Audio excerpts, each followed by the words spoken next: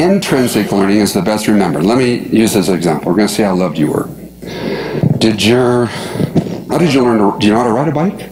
Yep. Okay. So did your parents hire a bike riding coach? No. No. How about a bike riding summer camp? You went to summer camp. No. Did they put you outside and make you do bike riding drills? Oh. Bike riding progressions. You had to pedal right-footed for a while, then you had to pedal left-footed for a while, then you had to put the two together. No. No. And we forget that, but the coolest thing is when it's intrinsically learned, like bike riding, it's the best remembered. You may not have ridden the bike for 3 years. You put yourself up on the bike, boom, you fly off without any problem whatsoever. Some people will say in clinics like this, but what about training wheels?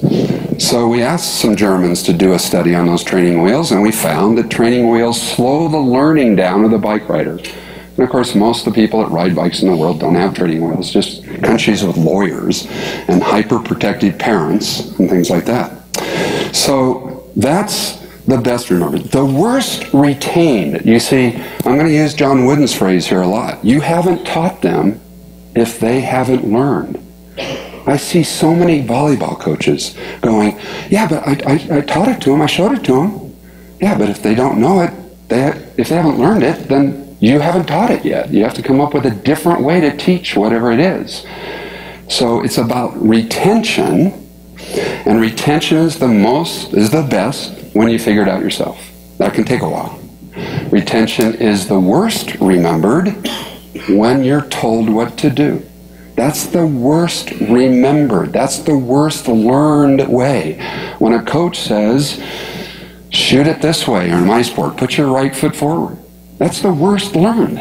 Yet, I did it a lot as a young coach. I told him what to do because I'm the coach. And in the middle of that, or to the good side even, is guided discovery, Socratic coaching, questioning. It takes longer, but we must, as teachers, to get kids that don't look to the bench, we've got to get kids that are guided to figure out the answer themselves. Even though that takes longer, because it does. I can just say, hey, do this with your blade, or, blah. And instead I'm saying, do this, and guiding them to the answer.